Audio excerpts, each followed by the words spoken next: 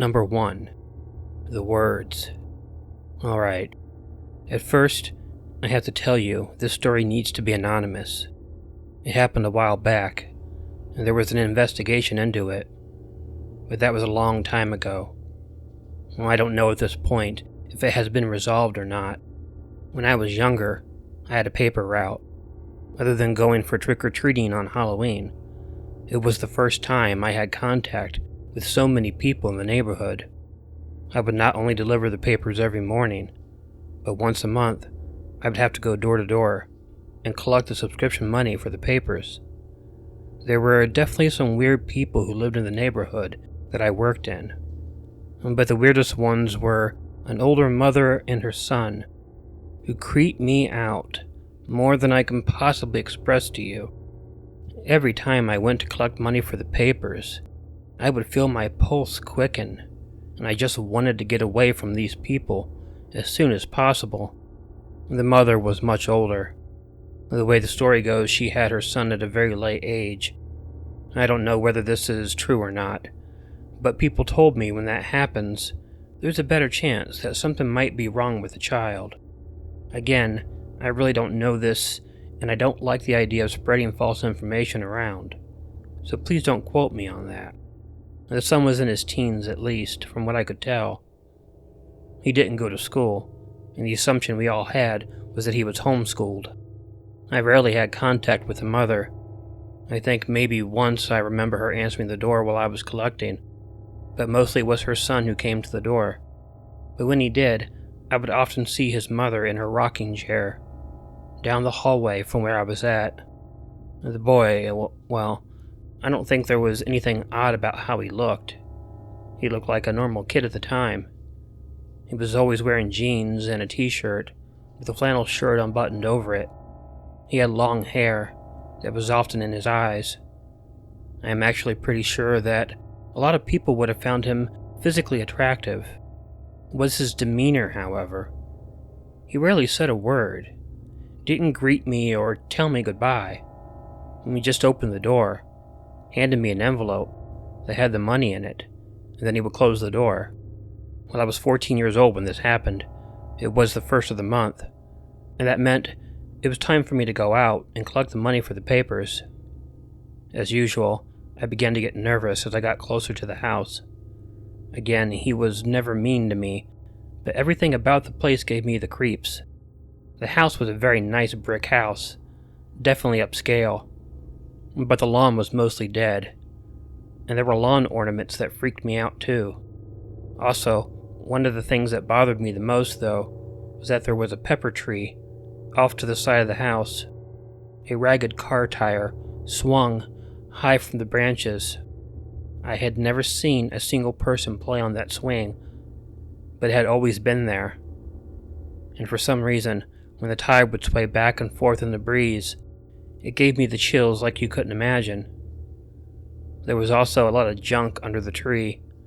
There was a rusted tricycle, a sleigh which I figured was part of a long Christmas decoration, a barber pole, and a few other things. It was weird to see the contrast from the really nice house to the crappy, poorly kept yard. On this day, I got up to the door and knocked on it.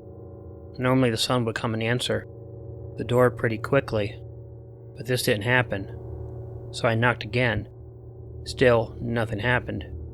I looked through the door in the window, and then down the hall. I could see the mother there, sitting in her rocking chair, doing whatever it was that she was doing. I knocked again, rang the doorbell, and then called out. There was still nothing. The old woman did not even acknowledge the fact that I was there. I was about to leave when I thought about something. The woman was very old. Maybe the son was out for some reason, and she'd had a heart attack or something. So I pounded heavy on the door and tried to get her attention. Nothing. I tried the doorknob and the door was unlocked. Normally I would never go into someone's house without their permission, but for some reason I felt I really needed to go in and check on this woman. If something was wrong, maybe I could get her to a hospital in time. I opened the door and walked in slowly. The house had that mothball sort of smell to it. I called out, "Ma'am, are you okay?" And there was no answer. I was already nervous, but that just made it worse. I approached her slowly, still trying to get her attention, but nothing. When I got all the way down the hallway, I realized the woman wasn't breathing at all. But that revelation was nowhere near as frightening as the one I was about to have. The woman in her chair was dead, covered in blood. There was no knife or anything in her, but she had been cut badly. I felt my heart race, and that's when I looked around the room. There was a huge, big mirror on the wall opposite the woman, and written on it, presumably in her blood, was one word: Mommy. I freaked. Anyone would. I turned tail and ran out of the house. I went immediately to the next door house, which was also a customer of mine. I pounded on the door, and the man who lived there opened it. He could tell I was distressed. I asked him to call the police, and they did that. The police had come to the conclusion that the son had killed the mother, but he was nowhere to be found. I don't know how long she had been dead, or really if anyone had any idea as to what happened to her son, but within a short period of time, the house was put up for sale. It didn't sell. The last time I saw the house, it was boarded up, but still standing empty, and the tire swing still swings on the pepper tree. Number 2. Paul. In high school, there was this guy who was really obsessed with me. I was really nothing special, so I never really understood why. But even so, I wasn't one much for dating, and I barely knew the guy. But it was pretty well known that he had a crush on me, I guess. I'll call him Paul for the story. He was a quiet, sitting in the back of the classroom sort of guy. I didn't know much about him beyond that, though. He never raised his hand in class. He was alone at lunchtime, and in gym class. He would just walk around the track by himself, while everyone else was jogging. Well, not everyone else was jogging, but most everyone was. Paul had really messy hair all the time. Other than that, he looked just like any other kid in school. I don't think anyone would have looked at him and thought he was crazy or anything like that. Most people didn't pay him much attention, I guess. Looking back, I guess I felt a little bad about that. But we were in high school. You don't always really know in high school when you might be insensitive to someone. And people, please don't get me wrong. I'm not defending bullies or people like that. High school is just a weird and extremely social period of time, and very often things can just completely go under your radar there.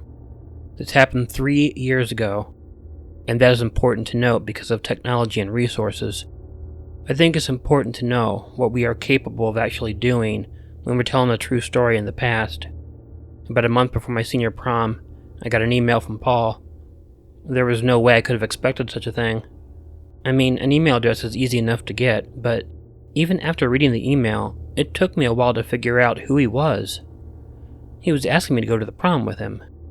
Well, I took the callous route, I will admit, and I didn't even respond to him.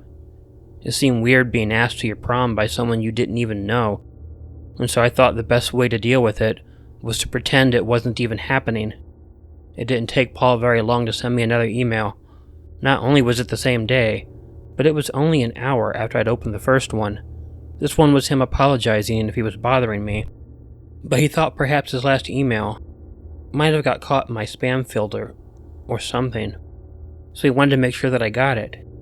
And less than an hour later, when I got another email suggesting that maybe his correspondence with me was all going into my spam folder, I have to admit, beginning to get a little concerned. I called up a few friends and we headed out to do some things. We did some shopping. When I got home, I was unpleasantly surprised with about 17 emails from Paul, all received when I was out with my friends. I have email notifications off on my phone, so I had no idea this was going on while I was out. It's even difficult to begin to tell you what I was thinking. Someone I only had a vague notion even existed was sending me message after message asking me to my prom. I finally decided to write him back. I apologized for not answering him earlier, letting him know I was out for the day.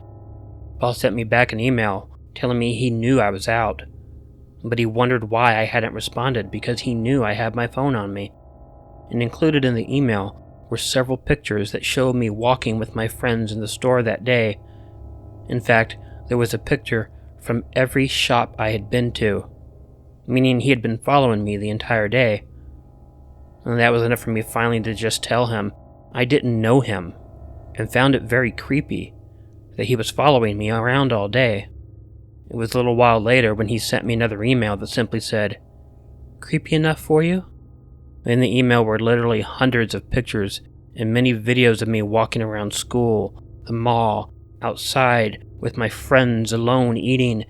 This kid that I didn't know had to have been following me around everywhere for a long, long time to have gotten all of this. I had to wonder whether it was just an elaborate prank or something, but there are a bunch of really odd people out there today. I didn't really want to take a chance, so I blocked his email, which I figured wouldn't do much good.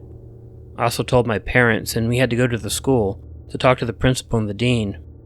It was pretty pointless, really. We were both about to graduate from high school, so the school really couldn't do much. Paul still followed me around like he had before. He did it as frequently as he previously had, I guess, with just one difference. This time I knew he was there. I went off for college that fall, and I'm still there now. I haven't seen the guy since, but I hope no one ever has to receive an email like the one he sent me. Number 3. The Junkyard. I was at a friend's house pretty late one night back during my school days.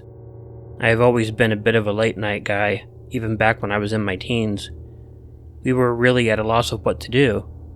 We watched some scary movies, and that was when we watched A Nightmare on Elm Street Part 3, which had a scene in it where two men sneak into a junkyard to get Freddy Krueger's bones. My friend Brad had the genius idea that maybe we should break into a local junkyard and take a look around. Maybe we would find something interesting. There was one that we knew of that was a little off the beaten path. We wouldn't be able to walk there, but he could take one of his parents' cars with no problem. So we got there and we drove up to it. I really don't know the situation at the junkyard. There were no people there at all, no security. There was razor wire on the top of the fence, but I didn't quite understand that either. I didn't know junk was something that people stole. It didn't matter though, because we were able to find an area where the fence was damaged enough for us to sneak in. The junkyard was set up down a small dirt road, so we were far enough back from the main road to remain unseen. I didn't really know what to expect, but I cannot say I was disappointed really. First, it was pretty cool that the place didn't smell bad. But then again, it wasn't like there was bags of garbage and cat litter hanging around. Most of what was there were cars and other vehicles. But the coolest thing was, at the far back of the place, we came across a lot of old fairground equipment. There were broken down rides and booths, and it was just almost like actually being in an abandoned amusement park. I've always liked those videos on YouTube, and it was almost like being in one of them. Brad was a bit weirded out by that stuff, but he eventually chose to go another way. We took our time to call out to each other as we were walking around to keep track of each other. However, after a little while, we really quit doing that. I don't know. Maybe we were trying to be quiet and creeped out. It just felt like the correct thing to do. And that was when I heard the nastiest yell I'd ever heard in my life. And it was Brad, and it was a mixture of fear and pain. Unfortunately, I was able to tell where it was coming from, and I ran in that direction. I kept running until I finally found him. Not surprisingly, he was running in my direction too. Before he got to me, he signaled for me to not run in that direction. I quit, and then we turned and headed back into the direction that took us out of the junkyard. It was while we were at the fence that I noticed that Brad was bleeding badly around the neck. I was able to use a piece of a shirt to compress it, but he was bleeding badly and I had to get him to a hospital. For the entire ride I was scared. Brad wasn't even talking, and I couldn't figure out if this was because of the injury or because he was in shock. All it was happened to be one very scary ride to the hospital. It was only later that I found out what had happened. Brad was walking along when he heard something behind him, and that was when he felt the pain around his neck. He was able to slam his foot down on the foot of the person who had snuck up behind him. That was when he was able to get whatever off that was hurting his neck. It was barbed wire. Someone in the junkyard had tried to strangle him with barbed wire. And I would like to say he was able to get it off without any serious injury, but he wasn't. He lived, but he was scarred up really bad, and emotionally damaged as well. Hey all, Killer Orange Cat here. I took a few days off before my birthday, but I did promise you lots of videos before the end of the month, and you'll get them. Starting with this one. I'm a bit behind in correspondence, but plan on catching up over the weekend. I want to thank everyone for the great birthday wishes. I really do appreciate them. I hope this video is a proper and scary gift back to you all. If you like this video, please let me know by hitting the like button. If you're not already subscribed to Killer Orange Cat, you can use the subscribe button and the bell below, or wait for the icon of Ichigo the cat that will appear at the end of this closing. Leave me a comment, and consider sharing the video with someone you think might enjoy it. If you have a story you'd like narrated on Killer Orange Cat, please send it to the address included in the description. Remember, I tend to only narrate original stories that do not appear on other channels. And please, don't forget to make sure to check in your closet and check under your bed, because you never know where Killer Orange Cat might be hiding. Good night.